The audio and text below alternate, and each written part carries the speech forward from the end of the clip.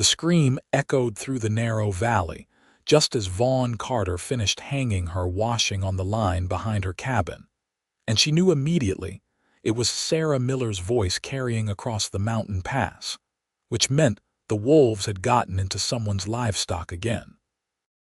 Vaughn dropped the wet shirt back into her basket and reached for the rifle she kept propped against the porch rail, her heart hammering as she scanned the tree line that pressed close around her isolated homestead, 5 miles outside Butte, Montana.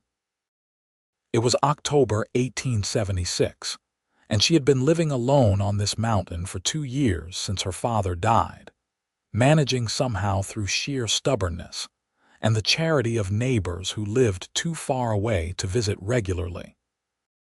The screaming stopped as suddenly as it started, and Vaughn lowered her rifle with trembling hands.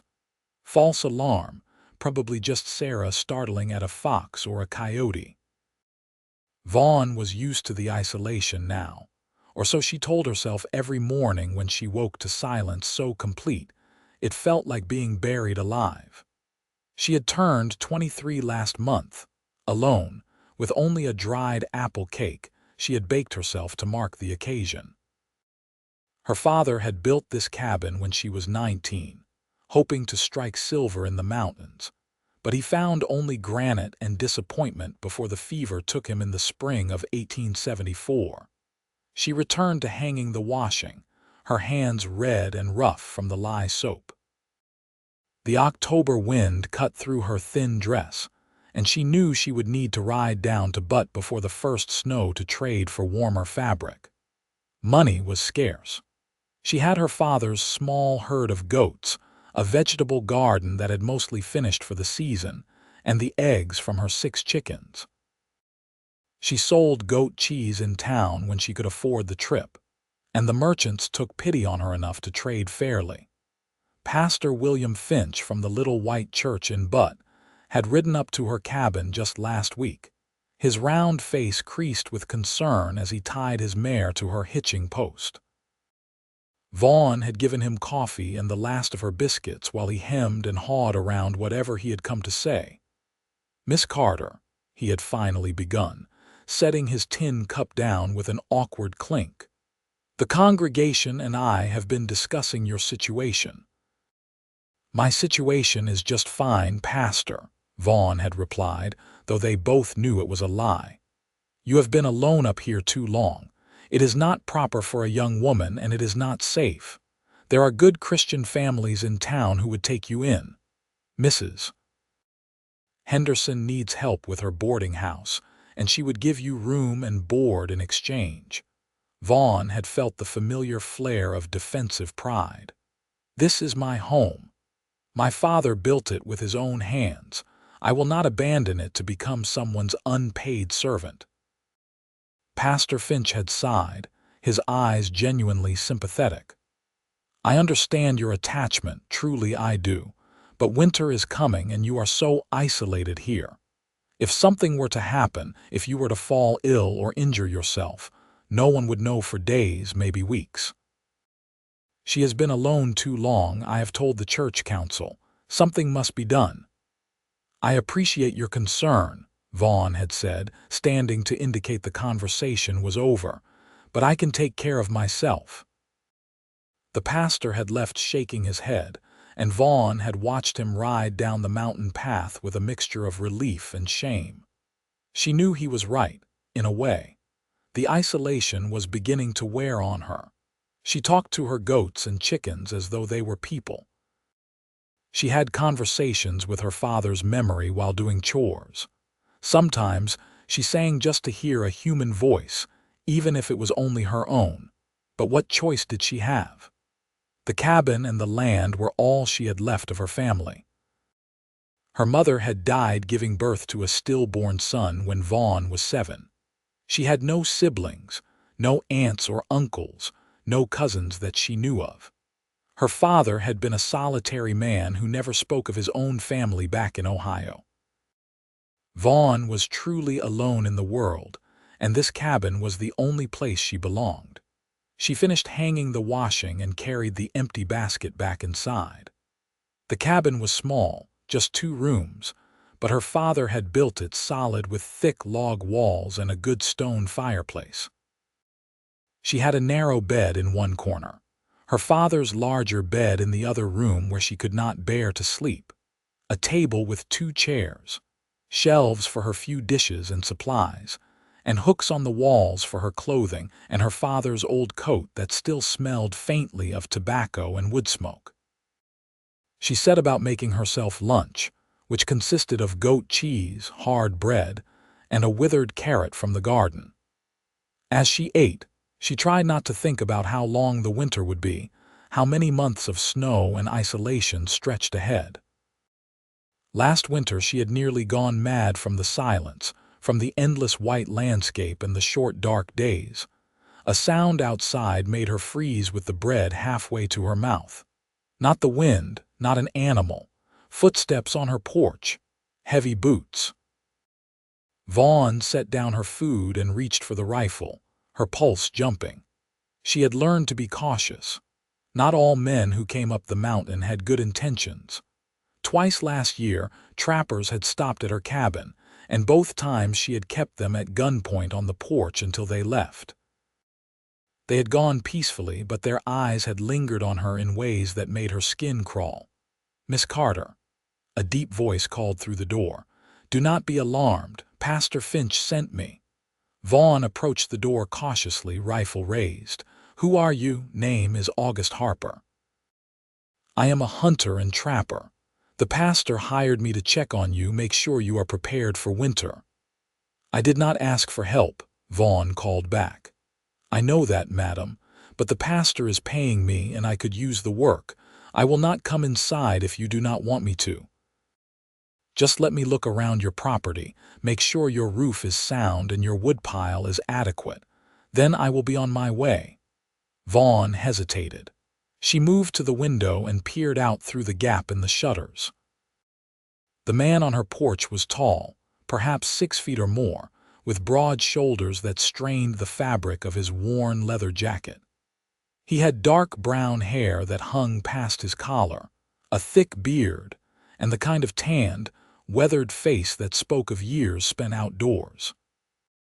He stood with his hands held slightly away from his body, making no move toward the door, and she could see he was armed with both a rifle and a knife at his belt.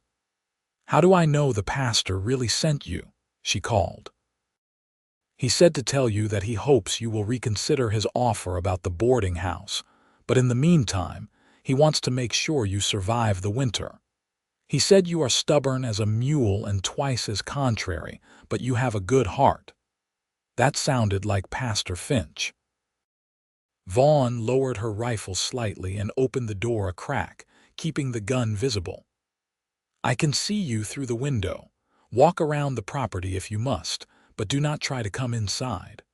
August Harper nodded once, his dark eyes meeting hers for just a moment. She was struck by how calm he seemed, how he radiated a quiet competence. "Yes, madam. I will just have a look around." Vaughn watched from the window as he walked the perimeter of her cabin, examining the roof, testing the chimney stones, checking the hinges on her barn door. He spent a long time looking at her woodpile, and she saw him shake his head. Then he disappeared into the trees, and she tensed, wondering if he was leaving or if this had been some kind of trick. He returned 20 minutes later carrying an enormous dead log on his shoulder as though it weighed nothing at all. Vaughn stared as he set it down near her chopping block and retrieved the axe she kept leaned against the barn. For the next hour, she watched through the window as he split wood with powerful, rhythmic strokes, his muscles flexing beneath his shirt. He worked without pause, building her woodpile from a modest stack to a proper winter supply. When he finally stopped, his shirt was damp with sweat despite the cold October air. He set the axe down carefully where he had found it and approached the cabin again. "Miss Carter, I am finished with the wood, but your roof has some gaps in the chinking that need to be filled before the snow comes. I can come back tomorrow with supplies to fix it if that is acceptable." Vaughn opened the door wider, guilt warming her cheeks. He had just spent over an hour doing hard labor for her, and she had not even offered him water. "I should pay you," she said. "I do not have much, but Pastor is paying me," August said, waving off her concern. "And even if he was not, I would not take money from a woman alone. My mother raised me better than that. At least let me give you water, and I have some bread and cheese." For the first time, a small smile crossed his bearded face. "Water would be welcome, thank you." Vaughn hesitated, then stepped back to let him enter. He had to duck slightly to clear the door frame, and he seemed to fill the small cabin with his presence. She was suddenly aware of how shabby everything was, how poor she must seem. She poured him water from her bucket into her least chipped cup and set out the bread and cheese she had been eating. August removed his hat and sat at her table, his dark hair falling across his forehead. Up close, she could see he was perhaps 28 or 30, with lines around his eyes from squinting against sun and wind. "How long have you been living up here alone?" he asked, his voice gentle. "2 years, since my father died. That is a long time for anyone to be isolated like this. No family in town. No family anywhere," Vaughn said, and heard the flatness in her own voice. August studied her for a moment with those calm, dark eyes. "Pastor Finch told me he was worried about you. Said you have been alone too long, that the congregation fears for your safety. He was not exaggerating about the situation, was he?" Vaughn felt defensive anger rise in her chest. "I have managed fine on my own." "I am not doubting your capability," August said carefully. "But managing is not the same as thriving, and winter up here is hard, even for men with years of experience. So everyone keeps telling me, but this is my home, I will not leave it." August nodded slowly. "I respect that. A person's home is important, but would you accept help? Not charity, but neighborly help. I live about 3 miles north of here, higher up the mountain. I could check on you regular through the winter, make sure you are well stocked and safe." "Why would you do that?" He was quiet for a moment, his rough hands wrapped around the tin cup. "I have been living alone in these mountains for 5 years, since I left the cavalry after the war. I know what it does to a person, the isolation. How the silence gets inside your head, how you start to forget how to be around people." He met her eyes. "Nobody should have to live like that if they do not have to." There was something in his voice, a understanding born of experience that made Vaughn's throat tighten. "The pastor is paying you to pity me. The pastor is paying me to fix your roof. But I would check on you regardless, because it is the right thing to do. And not because I pity you," he added. "You have survived 2 years alone on this mountain. That takes strength most people do not have." Vaughn did not know what to say to that. She was not used to kindness without obligation, to help that did not come with judgment or expectation. "I suppose I cannot stop you from checking on me," she finally said. "No, madam, you cannot." August finished the water and stood, placing his hat back on his head. "I will return tomorrow morning with supplies for your roof. Thank you for the water and food." He let himself out, and Vaughn watched from the window as he walked into the trees and disappeared. She realized she was trembling slightly, though whether from relief or something else, she could not say. The cabin felt even emptier than usual after his departure, the silence more oppressive. That night she lay in her narrow bed and thought about what August had said, about how isolation got inside your head. It was true. She had not realized how hungry she was for human conversation until she had it again. And there had been something else, something she was almost afraid to acknowledge. When August Harper looked at her with those steady dark eyes, she had felt seen in a way she had not felt since her father died. Not judged, not pitied, but simply seen. She fell asleep thinking about the way his muscles had moved as he split wood, and woke feeling embarrassed by her own thoughts. August returned the next morning as promised, riding a sturdy bay gelding and leading a pack mule loaded with supplies. Vaughn had risen early and made herself as presentable as possible, which was not very presentable given her limited wardrobe, but she had washed her face and hands and braided her brown hair neatly. "Good morning, Miss Carter," August called as he dismounted. "I brought moss and mud for the chinking and some extra nails. This should not take more than a few hours." "Good morning," Vaughn replied. "I made coffee if you want some before you start." "That would be appreciated." They sat on her porch in the cool morning air, drinking coffee from tin cups. August did not try to make conversation, seemed content with the silence, and Vaughn found herself oddly comfortable in his presence. He was not like the trappers who had come before, whose eyes had stripped her bare. August looked at her face when he spoke to her, treated her with a courteous respect she had almost forgotten existed.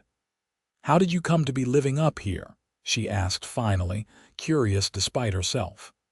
"After the war, I could not settle back into town life. Everything felt too loud, too crowded. I had learned to hunt and track in the cavalry, so I came west and started trapping. Montana seemed as far from civilization as I could get." He sipped his coffee. "I have a cabin about 3 miles north, like I said. Small operation, but I do well enough selling furs in town." "Do you ever get lonely?" August smiled slightly. "Every day. But I am not sure I am fit for other company anymore. I have forgotten how to make small talk, how to be around people who have not seen the things I have seen." "The war." "Yes, and after." He was quiet for a moment. "I was at Little Bighorn this past June. I had mustered out years before, but I was scouting for the Army. I was not with Custer's column, thank God, but I saw the aftermath." His jaw tightened.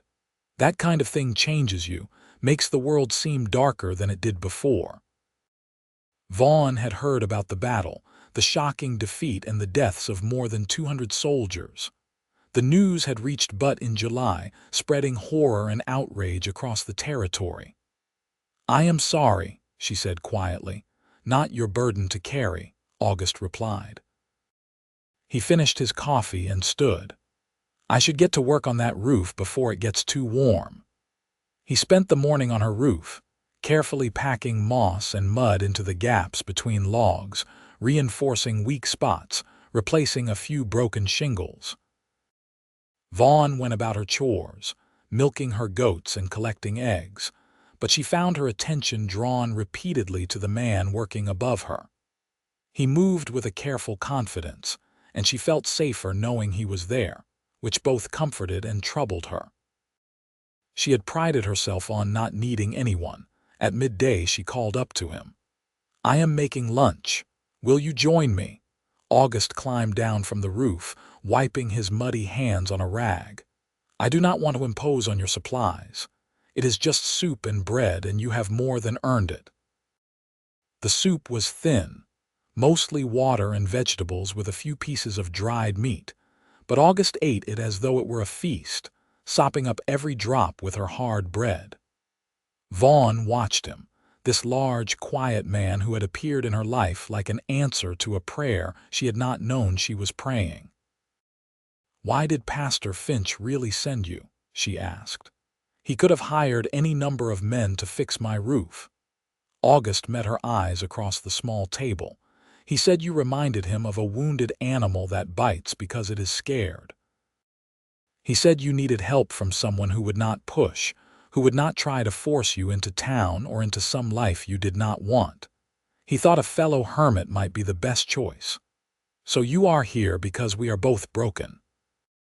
"I am here because we are both survivors," August corrected gently. "There is a difference." Something in Vaughn's chest loosened at those words, some tight knot of shame and fear she had been carrying for 2 years. "Thank you," she said, her voice barely above a whisper, "for understanding." "Nothing to thank me for." He finished the roof work by mid-afternoon, then insisted on checking her barn and making sure her goats were secure against predators. When he finally prepared to leave, Vaughn found herself reluctant to see him go. "When will you come back?" she asked, then immediately felt foolish for her eagerness. "I will come check on you in a week or so if that is acceptable.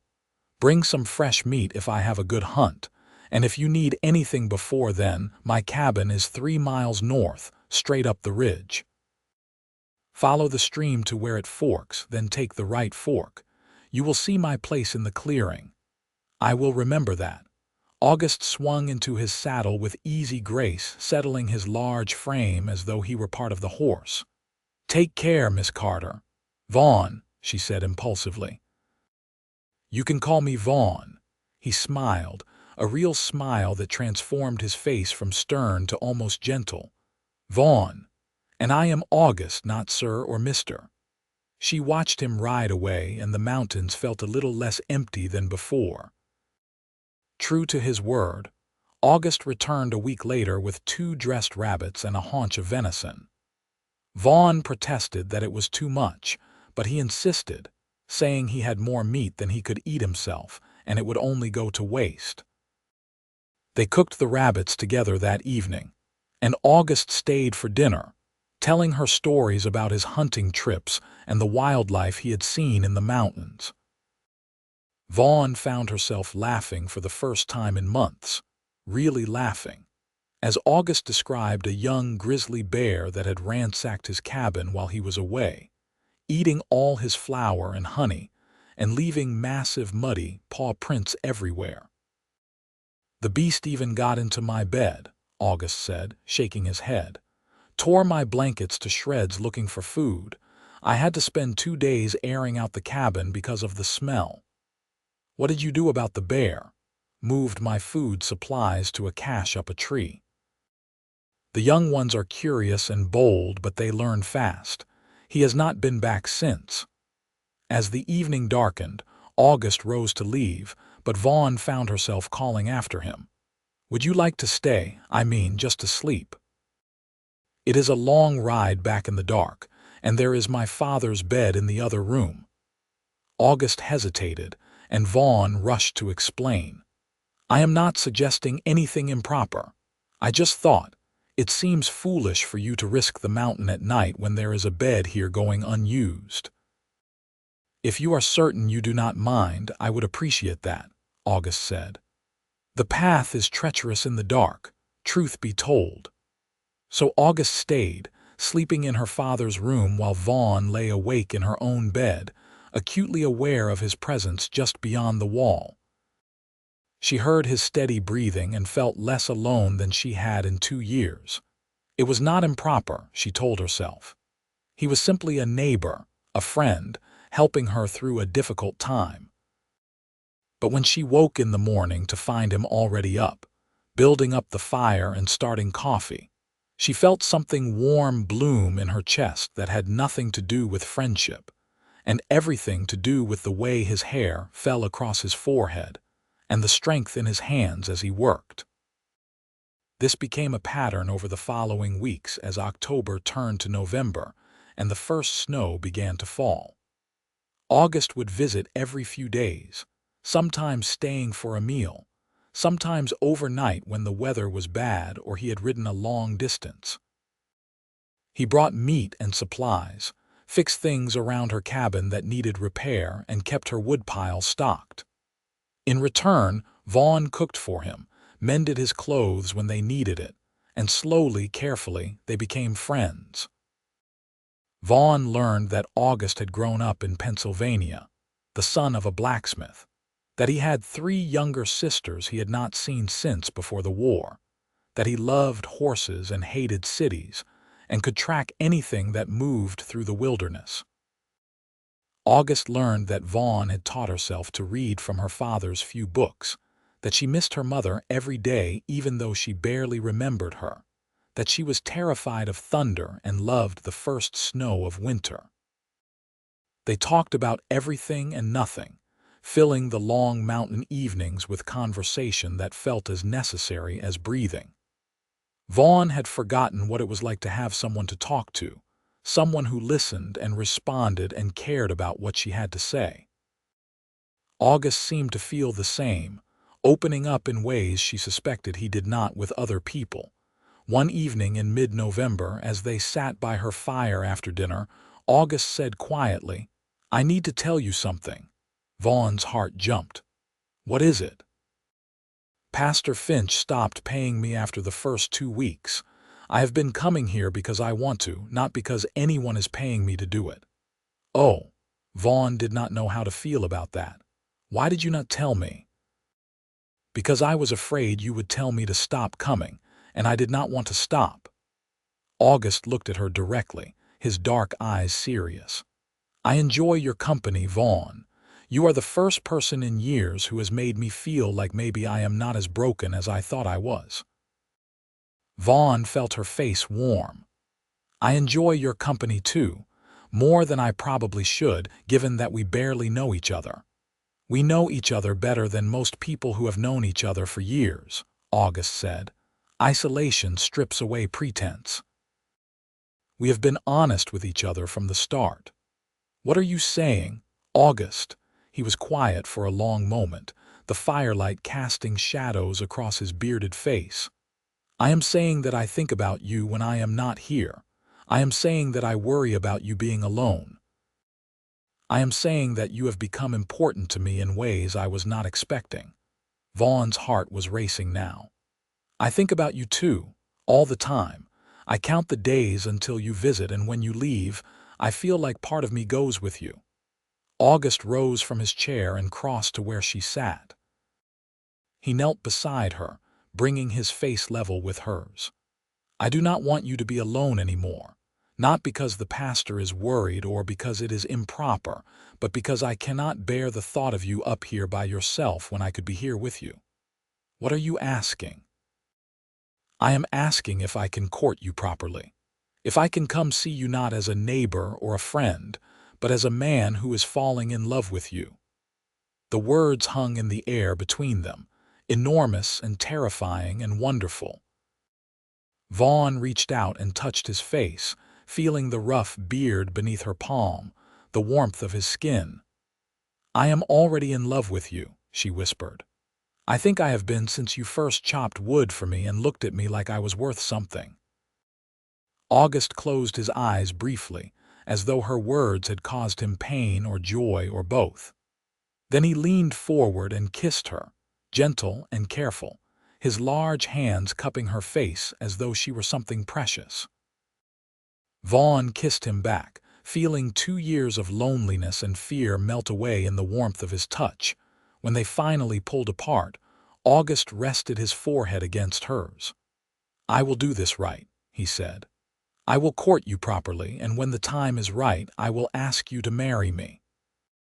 But I need you to know that I am serious about this, about you. This is not some passing fancy or convenience. I want to build a life with you." "I want that too," Vaughn said, tears streaming down her face. "I want that more than anything." August stayed that night, though they slept in separate rooms as propriety demanded. But in the morning, he did not leave. Instead, he rode back to his cabin and returned in the afternoon with his horse and mule loaded with his belongings. "If I am courting you," he said as he unpacked his supplies, "I should be here to protect you and help you. I will sleep in your father's room until we are married, but I am not leaving you alone on this mountain anymore." Vaughn helped him carry his things inside, her heart so full she thought it might burst. For the first time in 2 years, she was not alone. For the first time since her father died, she had someone who wanted to take care of her, not out of pity or obligation, but out of love. The next Sunday, they rode down to Butte together, and Vaughn felt every eye in town on them as they tied their horses outside the church.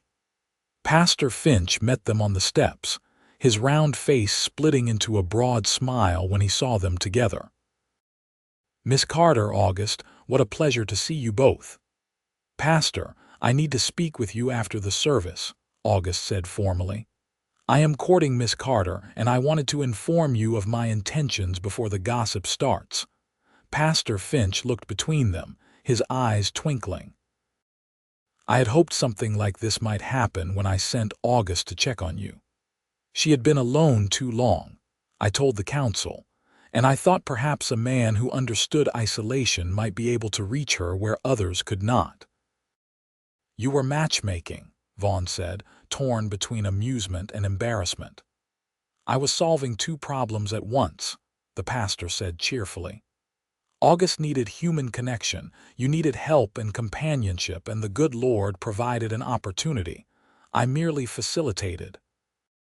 They attended the service together, sitting in the back pew while the congregation whispered and stared.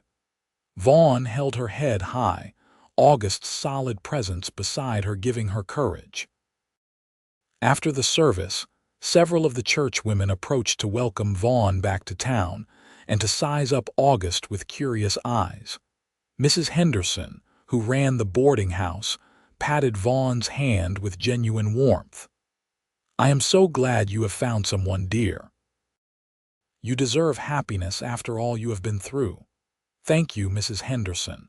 And August," the older woman continued, turning to him, "you take good care of her, you hear? She is a treasure, that one."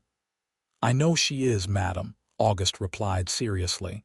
"I will take care of her with my life." The sincerity in his voice made Vaughn's throat tight. She slipped her hand into his, and he squeezed it gently. They spent the afternoon in town, trading Vaughn's goat cheese for supplies they would need for winter. August bought fabric for warmer clothes and insisted on purchasing a thick wool coat for Vaughn despite her protests. "You need it," he said firmly, "and I have money saved from my trapping. Let me take care of you, Vaughn, please." She relented, moved by his concern. That evening they rode back up the mountain together, their horses side by side on the narrow path. The sun was setting, painting the sky brilliant orange and pink, and Vaughn thought she had never been so happy in her entire life. November passed into December, and the snow began to fall in earnest. August and Vaughn settled into a comfortable domestic routine, working side by side to prepare for the deep winter. August hunted and trapped while Vaughn tended her goats and managed their food stores. In the evenings they sat by the fire, talking or reading aloud from Vaughn's few books, or simply enjoying each other's presence. August was unfailingly respectful of her virtue, always sleeping in the other room, never pushing for more than she was ready to give. But the affection between them grew daily, expressed in small touches and tender looks, in the way August kissed her forehead when he left for a hunt, and the way Vaughn saved the best portions of dinner for him. On Christmas Eve, as snow fell softly outside and the fire crackled warm inside, August pulled a small wooden box from his pocket and knelt before Vaughn's chair. "Vaughn Carter, I know we have only known each other for a few months, but they have been the best months of my life. You have given me a reason to be something more than a lonely man hiding in the mountains. You have made me want to be better, to build something lasting and good. Would you do me the honor of becoming my wife?" He opened the box to reveal a simple silver ring with a small garnet set in the band. It was not expensive, but it was beautiful, and Vaughn knew it represented a significant portion of August's savings. "Yes," she said, tears streaming down her face. "Yes, 1,000 times yes." August slipped the ring onto her finger and then pulled her into his arms, kissing her with a passion he had been carefully restraining. Vaughn kissed him back just as fiercely, her hands tangling in his long hair, pressing herself against the solid strength of his body. When they finally broke apart, both breathing hard, August rested his forehead against hers. "I want to marry you as soon as possible," he said. "I do not want to spend another night in that other room when I could be holding you." "We can ride to town tomorrow and speak to Pastor Finch," Vaughn said. "If he will marry us quickly, We could be wed before the new year." They did exactly that, riding down to Butt on Christmas Day and finding Pastor Finch at his home behind the church. The pastor was delighted by their news and agreed to perform a simple ceremony the following Sunday. "It is fast," he acknowledged, "but I can see that you two are well suited. And given that you have been living under the same roof, even if properly separated, it is probably best to make the arrangement official as soon as possible." The week between their engagement and wedding passed in a blur of preparation. Vaughn sewed herself a simple dress from new fabric, pale blue wool that August said brought out her eyes. August cleaned up, trimming his beard and getting his hair cut by the town barber, though it still hung past his collar. They purchased supplies in town, including a new feather mattress that made Vaughn blush to buy but August insisted they needed.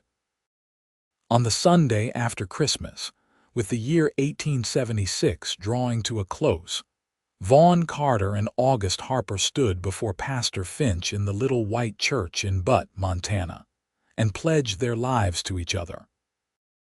The congregation was small, mostly church regulars who had come to witness the union, but Mrs. Henderson cried happy tears, and several of the other women dabbed at their eyes. When Pastor Finch pronounced them husband and wife and told August he could kiss his bride, August did so with a tenderness that made Vaughn's heart overflow. This was real. This was forever. She was no longer alone.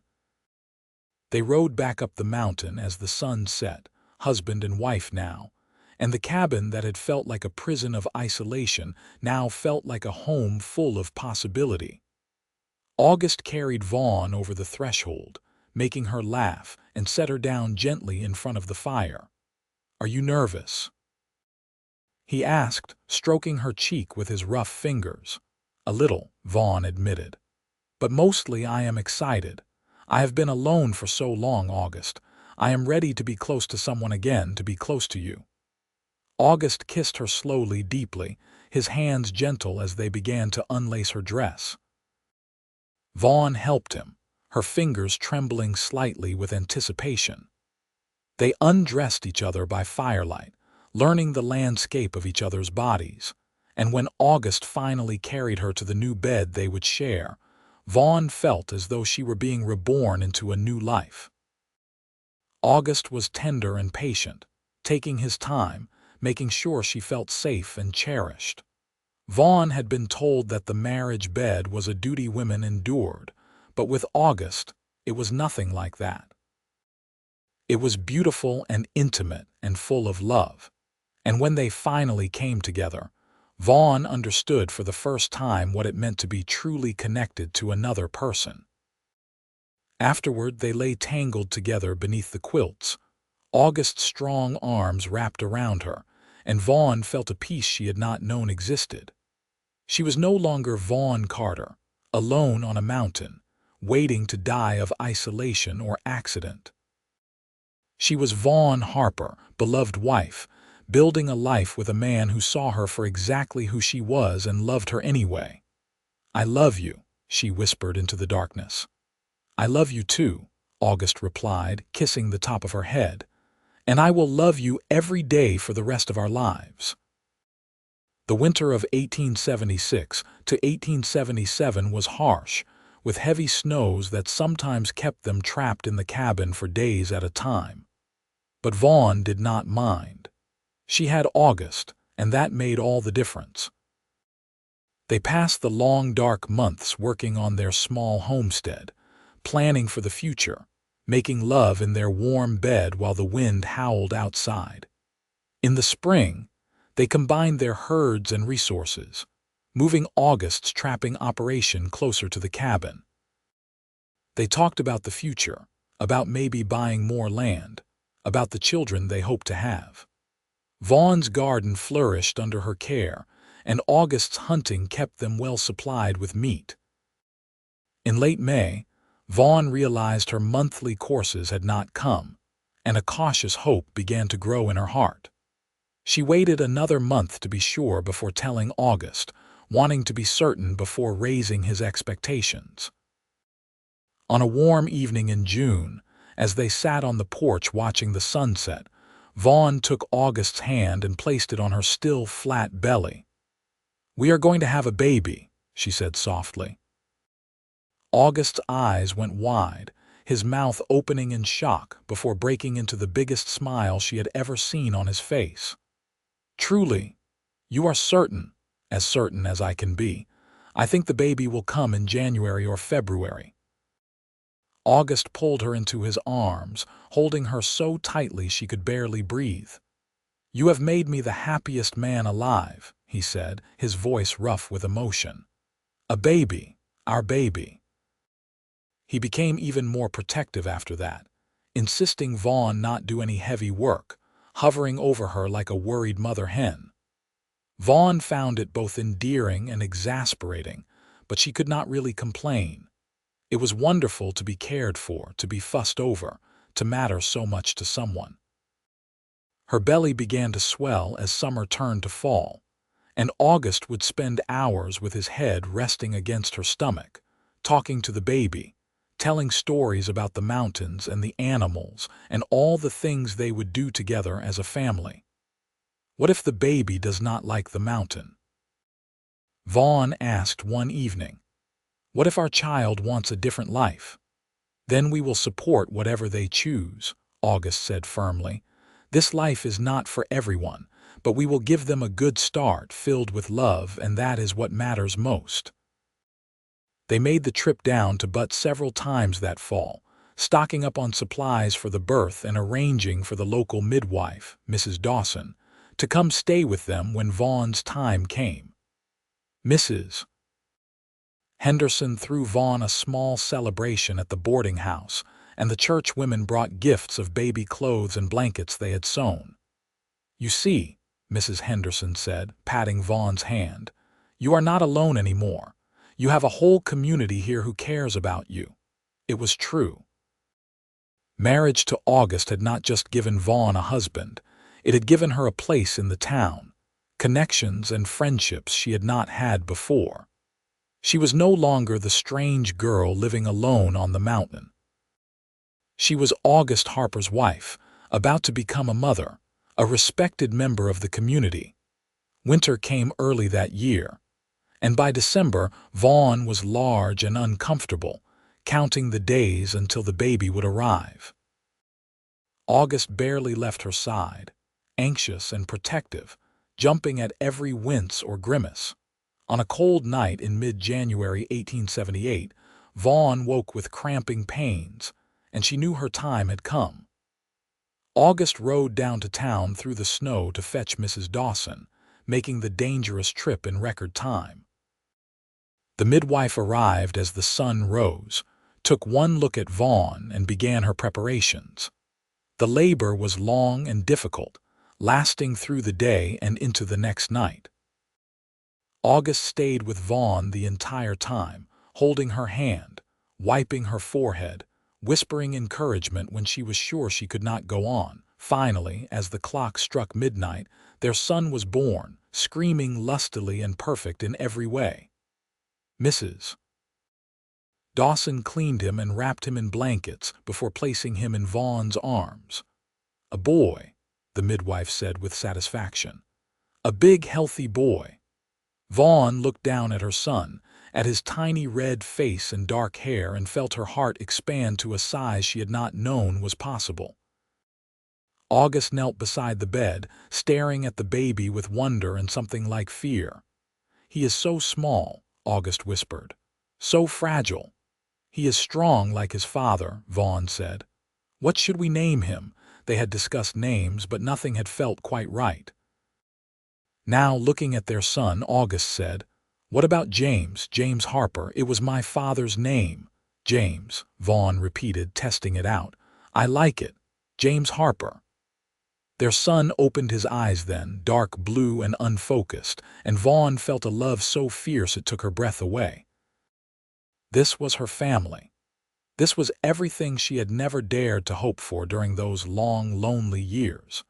Mrs. Dawson stayed for a week, helping Vaughn recover and teaching her how to nurse and care for the baby.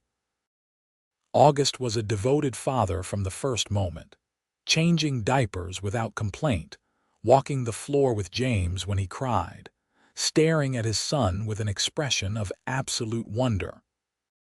"I never thought I would have this," August admitted one night as they lay in bed with baby James sleeping in a cradle beside them.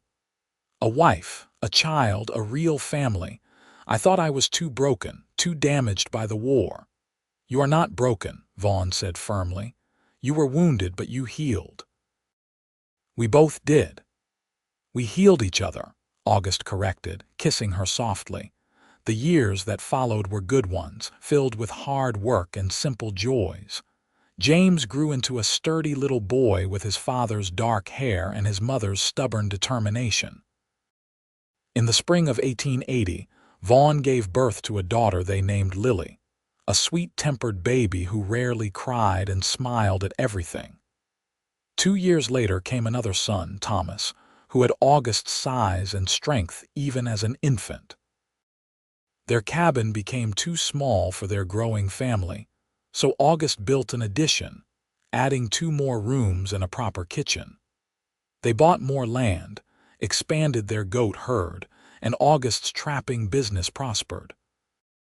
They were not wealthy, but they were comfortable, with enough to eat and a warm home and each other. Vaughn never forgot what it was like to be alone, to feel as though no one in the world cared if she lived or died. That memory made her cherish every moment with her family, every noisy dinner and late-night feeding, every scraped knee and childhood illness. August understood, because he had been alone too, and together they built something neither of them could have built alone. On their 10th wedding anniversary in December 1886, they returned to the little white church in Butt where they had been married. Pastor Finch was older now, his hair gone white, but he still smiled when he saw them. "Look at you two," he said warmly. "When I sent August up that mountain to check on you, Vaughn, I prayed something good would come of it, but I never imagined it would turn out this well." "You told everyone she had been alone too long," August said, his arm around Vaughn's waist. "You were right, but not anymore. She has me now, and I have her, and we have our children. You gave us that, Pastor. You brought us together." "The Lord brought you together," Pastor Finch corrected gently. "I was merely his instrument, but I am glad I could help. You two were always meant to find each other." They returned home that evening, their 3 children piled in the back of the wagon, chattering and laughing. The cabin glowed warm in the darkness, smoke rising from the chimney, and Vaughn felt a contentment so deep it brought tears to her eyes. August helped her down from the wagon and held her close for a moment. "Happy anniversary, Mrs. Harper." "Happy anniversary," Vaughn replied, kissing him. "Thank you for coming to my cabin that day. Thank you for seeing me when I was invisible. Thank you for loving me when I did not know how to love myself." "Thank you for letting me," August said. "Thank you for giving me a reason to come down from the mountain and rejoin the world. You saved my life, Vaughn, and you saved mine." They went inside together, their children running ahead, and closed the door on the cold Montana night. The fire was warm, the cabin was full of love and laughter, and Vaughn Carter Harper was no longer alone. The years continued to pass in the rhythm of mountain life. James grew into a serious boy who loved books and learning, making the long ride down to the schoolhouse in Butt whenever weather permitted. Lily was gentle and nurturing, always caring for injured animals she found in the woods or comforting her younger brother when he scraped his knees. Thomas was adventurous and bold, following his father everywhere, learning to trap and hunt almost as soon as he could walk. August and Vaughn grew older together, their bodies showing the wear of hard work and mountain living, but their love never diminished. If anything, it deepened with time, becoming something steady and unshakable, the foundation upon which their entire lives were built.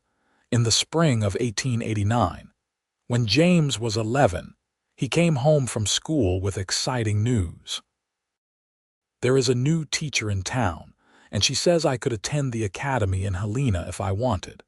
She thinks I am smart enough for higher learning. Vaughn and August exchanged glances. Helena was far away, and sending James there would mean being separated from their eldest son for long periods.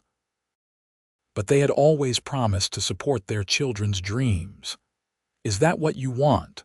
August asked seriously. "To go to the academy," James nodded, his young face earnest. "I want to learn everything, Papa. I want to read all the books and understand how the world works. But I do not want to leave you and Mama and Lily and Thomas." "If this is your dream, son, we will find a way to make it happen," Vaughn said, her heart aching but proud. "Family does not end just because distance separates us. We will always be your family, no matter where you go." So that fall, they sent James to Helena with tears and pride, trusting that they had raised him well enough to handle the larger world. He came home for summers and Christmas, full of stories about his studies and the city, and Vaughn learned to accept that her children would not necessarily choose the mountain life she and August had built. Lily, as it turned out, had a gift for healing. She learned herb lore from Mrs. Dawson and began helping with births and illnesses in the area. By the time she was 16, people were calling her the mountain healer, riding up to the Harper cabin seeking her help. Thomas wanted nothing more than to follow in his father's footsteps, trapping and hunting in the high country. He and August became inseparable partners, working the trap lines together, and Vaughn knew that when August grew too old for the hard work, Thomas would take over the business. In 1892, James returned from Helena with a teaching certificate and a young woman named Sarah whom he intended to marry. Sarah was sweet and kind and intimidated by the mountain, but she loved James enough to try. They were married in the church in Butte and settled in town where James took a position at the school.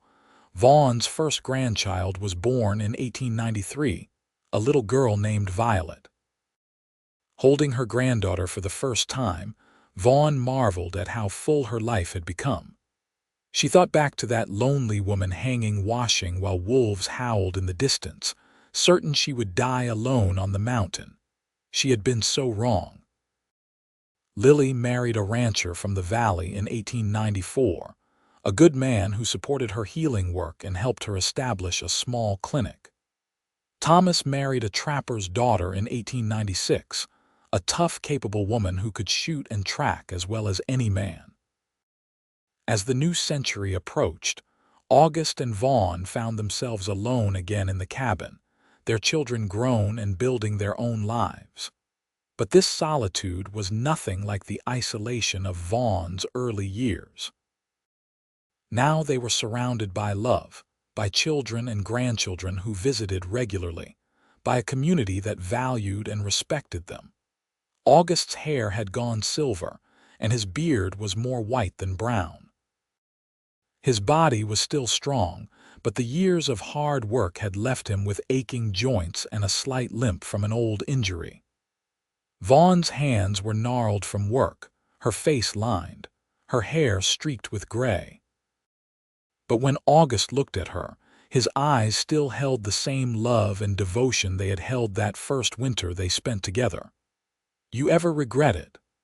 Vaughn asked him one evening as they sat on their porch watching the sunset, much as they had done thousands of times before. Staying on the mountain instead of moving to town where life would have been easier. August took her hand, his fingers interlacing with hers in a gesture so familiar it was like breathing. "Not for a single moment. This mountain gave me you, gave us our life together. I would not change any of it. Even the hard winters, even the years when money was scarce, especially those times," August said. "They made us strong. They taught our children resilience and self-reliance, and we faced them together, which made all the difference." Vaughn leaned her head on his shoulder, feeling the solid warmth of him. "I was so alone before you came. I did not even realize how alone I was until I had you to compare it to. Pastor Finch was right to worry about me." "He was a wise man," August agreed. The pastor had passed away 2 years earlier, peacefully in his sleep, and the whole town had mourned. He saw two broken people and thought maybe they could help each other heal. He was right.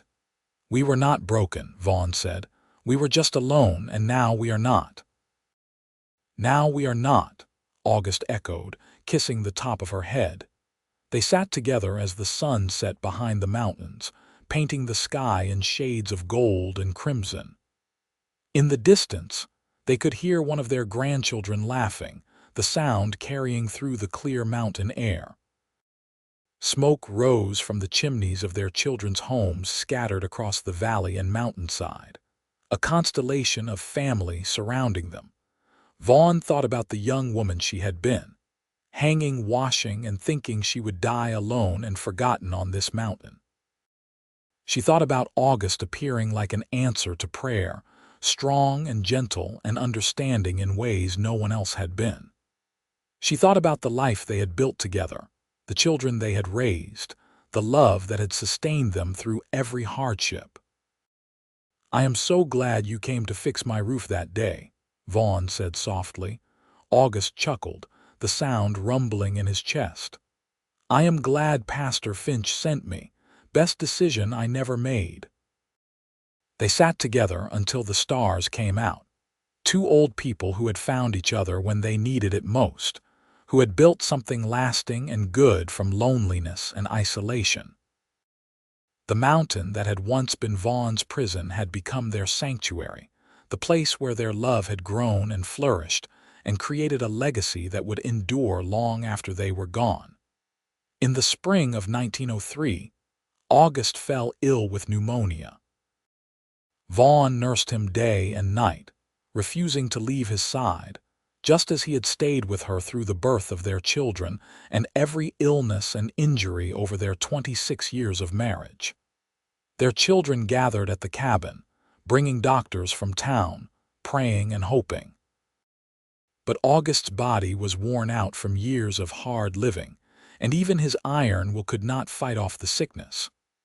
On a quiet morning in late April, with Vaughn holding his hand and their children surrounding the bed, August Harper took his last breath.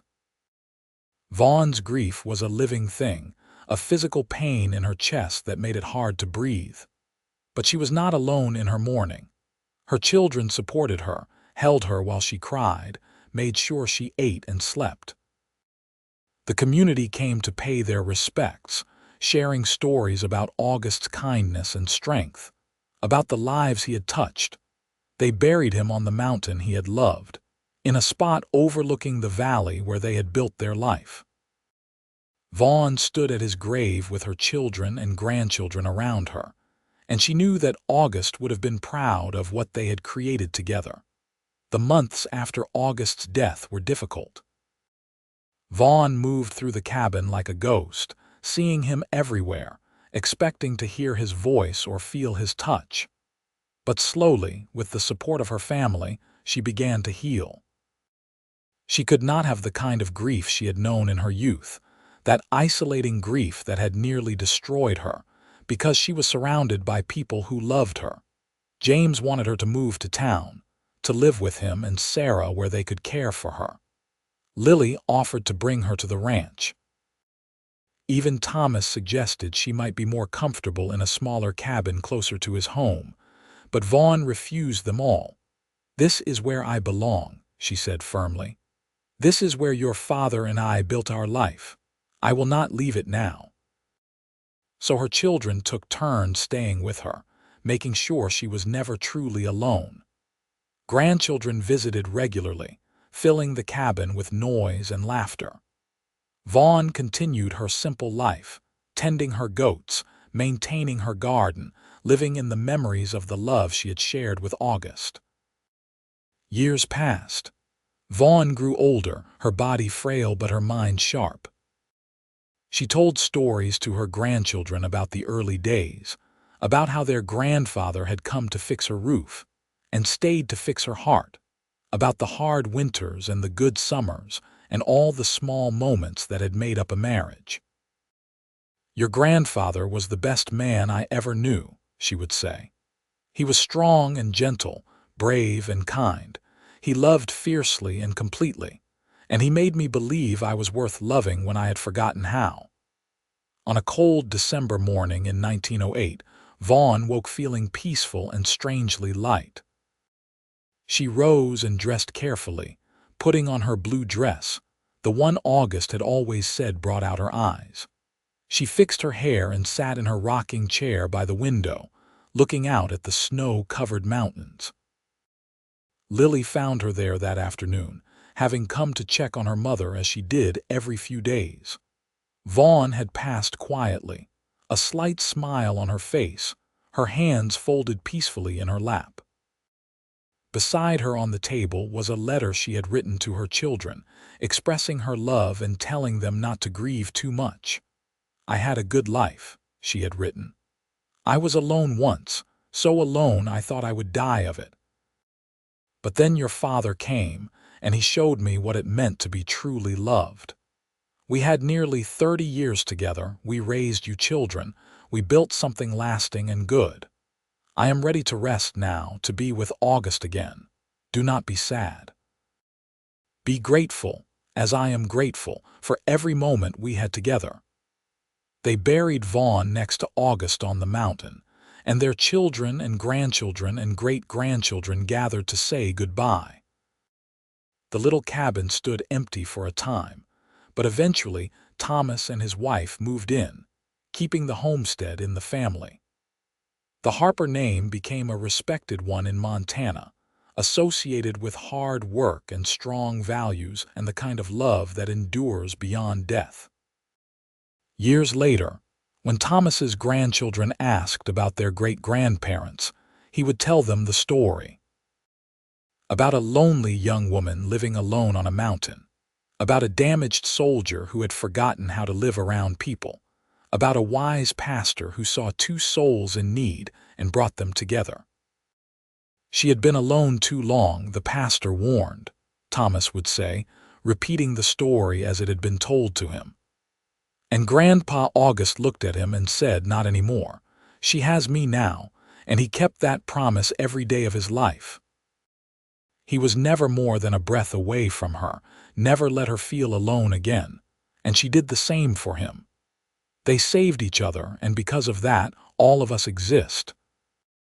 The story became part of the Harper family legacy, passed down through generations, a reminder that love could heal even the deepest wounds, that no one was too broken or too alone to find connection and hope. The mountain where they had lived and loved and died remained, eternal and unchanging, holding the memories of two people who had transformed isolation into belonging, loneliness into love, and emptiness into a life rich with meaning. And in the little white church in Butte, Montana, there is still a plaque honoring Pastor William Finch, who had the wisdom to see that sometimes the best way to help people is to help them find each other. Beneath his name are the words that he lived by and that brought August and Vaughn together. No one should be alone who does not have to be. It was a simple truth, but it changed everything. It brought a lonely mountain man down from his isolation to help a struggling young woman. It sparked a love story that would echo through generations. And it proved that even in the harsh wilderness of the Montana mountains, even in the difficult years of the late 19th century, human connection and love could flourish and endure.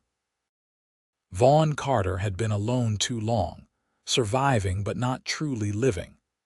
August Harper had been hiding from the world, convinced he was too damaged to be part of it. But together, they found healing, purpose, and a love that sustained them through decades of hard work and simple joys. Their story was not dramatic or extraordinary by the world's standards. There were no grand adventures, no great fortunes made or lost. But in its quiet way, it was a story about the most important thing of all, Two people finding each other and choosing, every day, to build a life together. The mountain still stands, the valley still stretches below it, and somewhere in the wind that blows through the pines, you can almost hear the echo of their love, enduring long after they have gone. The cabin has been expanded and rebuilt over the years, but the original walls still stand, solid and strong, just like the love that was born within them. And on clear nights when the stars are bright and the air is still, the descendants of August and Vaughn Harper look up at those same stars their great-great-grandparents gazed at and know that they are part of something larger than themselves, part of a legacy of love that began when a mountain man came to fix a lonely woman's roof and stayed to heal her heart. That is the story of how Vaughn Carter stopped being alone, how August Harper found his way back to humanity, and how a wise pastor's concern created a love that would ripple through generations. It is a story about the Wild West, about survival and hardship, but mostly it is a story about love, the kind of love that sees someone truly, accepts them completely, and chooses them forever. Not anymore, she has me now. Those words, spoken with such conviction and kept with such faithfulness, changed everything. They transformed two isolated souls into a partnership that weathered every storm. And in the end, that is all that really matters. That we find someone who sees us, who chooses us, and who promises that whatever comes, we will never have to face it alone again.